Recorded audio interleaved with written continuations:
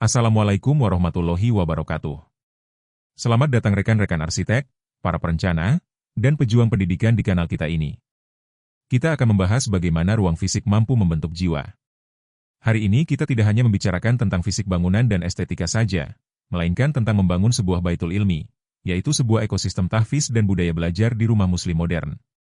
Kita sering terjebak mendesain rumah hanya sebagai komoditas, namun lupa bahwa rumah adalah inkubator peradaban.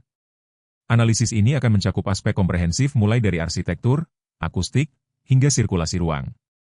Landasan kita adalah janji Allah Ta'ala dalam surah Al-Mujadilah ayat 11, bahwa Dia akan meninggikan derajat orang-orang yang beriman dan berilmu.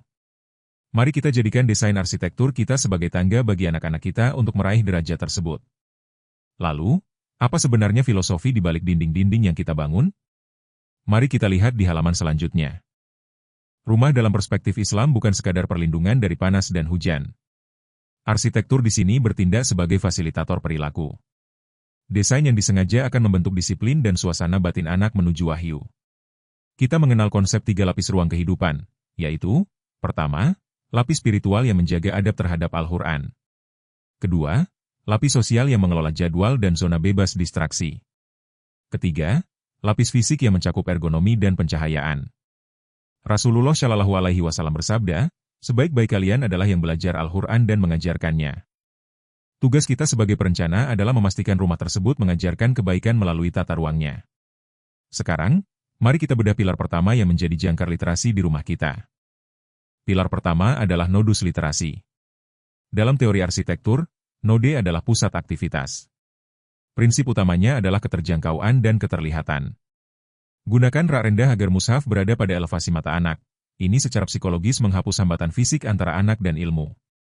Jangan lupakan aspek ergonomik, posisi duduk yang benar menjaga kesehatan tulang belakang saat murojaah yang panjang. Selain itu, hadirkan visualisasi target atau progres hafalan di dinding untuk memberikan rasa pencapaian. Ingatlah wahyu pertama, Iqra. Atau bacalah. Desain kita harus membuat aktivitas membaca menjadi sesuatu yang mengundang, bukan paksaan. Setelah mata terpuaskan oleh literasi, selanjutnya, bagaimana dengan telinga dan ketenangan jiwa? Kita masuk ke pilar kedua. Menghafal Al-Quran membutuhkan pengulangan ritmis yang jernih. Rumah yang bising dan bergema hanya akan menciptakan kelelahan kognitif. Oleh karena itu, pengendalian akustik adalah desain pendidikan, bukan sekadar isu teknis.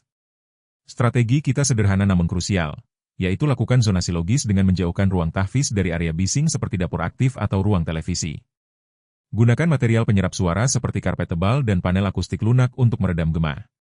Allah Ta'ala menjanjikan turunnya sakinah, atau ketenangan, bagi mereka yang berkumpul membaca Kitabullah. Tugas arsitek adalah menghadirkan infrastruktur fisik bagi datangnya ketenangan tersebut. Dari aspek suara, selanjutnya, kita beralih ke aspek cahaya yang menjadi penjaga fokus kita. Pencahayaan adalah sarana estetika sekaligus pedagogi. Cahaya yang terukur menjaga stamina mata dan stabilitas emosi. Di siang hari, optimalkan cahaya alami namun gunakan peneduh atau louvers untuk memblokir silau pada kertas mushaf. Di malam hari, gunakan task lighting yang fokus pada objek baca, namun tetap berikan bias ruang yang hangat untuk menciptakan ketenangan. Allah Ta'ala adalah pemberi cahaya bagi langit dan bumi.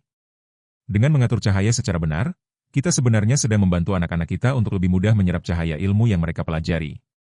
Cahaya sudah diatur, suara sudah diredam, kini mari kita bicara tentang bagaimana penghuni bergerak di dalamnya. Sirkulasi fisik sangat memengaruhi perilaku psikologis. Alur gerak yang tertib mencegah interupsi visual. Prinsip utamanya adalah tanpa persilangan, yaitu jangan biarkan jalur lintasan utama penghuni memotong area baca. Desainlah sekuensi ibadah yang logis, misalnya menghubungkan ruang wudhu langsung dengan area tahfiz. Selain itu, berikan ruang untuk pengawasan halus, di mana orang tua bisa memantau tanpa harus mengintervensi konsentrasi anak. Dalam sebuah hadis disebutkan bahwa siapa yang menempuh jalan untuk mencari ilmu, Allah Ta'ala mudahkan jalannya menuju surga. Mari kita pastikan jalan fisik di rumah kita pun memudahkan mereka. Setelah membedah 4 pilar, mari kita rangkum dalam sebuah matriks operasional. Rekan-rekan, serta Bapak dan Ibu sekalian, inilah ringkasan dari apa yang kita diskusikan. Matriks diagnostik baitul ilmi. Kita memiliki 4 komponen utama, yaitu sudut baca yang mudah dijangkau, zona tahfiz dengan perlindungan auditori, pencahayaan yang terang tanpa silau, dan sirkulasi yang tidak menginterupsi. Semua ini bertujuan satu, yaitu menciptakan lingkungan yang membedakan antara mereka yang mengetahui dan tidak mengetahui.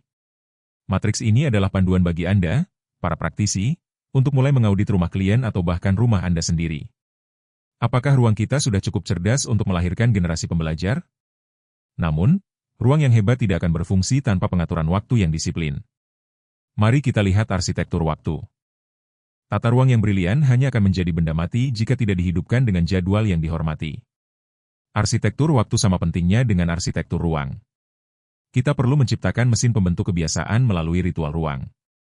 Misalnya, tetapkan Isya sebagai waktu hening dan bebas gawai, atau Maghrib sebagai waktu murojaah bersama.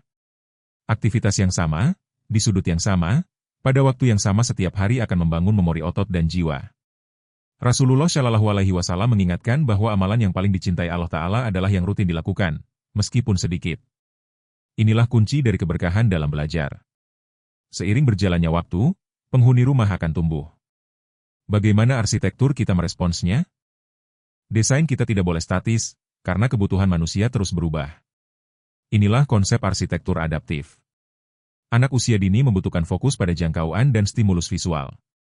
Saat mereka masuk usia sekolah, mereka butuh stabilitas untuk konsentrasi. Dan ketika menjadi remaja, keseimbangan antara otonomi ruang privat dan pengawasan orang tua menjadi sangat krusial. Allah Ta'ala menciptakan kita dari keadaan lemah, menjadi kuat, lalu kembali lemah. Desain rumah muslim yang cerdas harus mampu tumbuh dan bernapas bersama karakter penghuninya tanpa kehilangan nilai sentralnya, yaitu adab. Bicara tentang pertumbuhan anak, tentu tidak lepas dari peran orang tua dalam pendidikan atau tarbiyah. Di halaman ini, kita menyentuh esensi dari segala desain. Ruang belajar tidak boleh terlalu kaku hingga menekan, namun tidak boleh terlalu bebas hingga mengalihkan perhatian.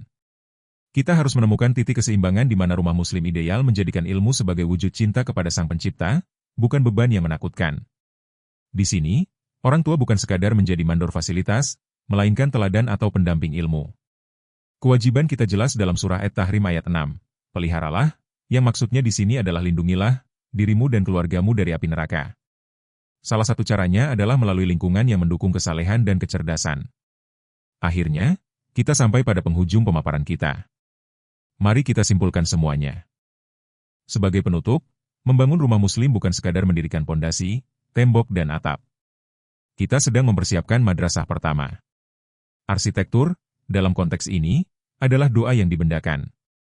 Mulailah dari satu sudut baca kecil hari ini.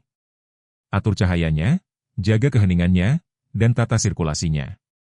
Mari kita lahirkan generasi beradab yang jiwanya terikat dengan wahyu, langsung dari dalam rumah kita sendiri. Rasulullah Shallallahu Alaihi Wasallam bersabda, barang siapa yang menghendaki kebaikan baginya, niscaya Allah Ta'ala memahamkannya dalam urusan agama.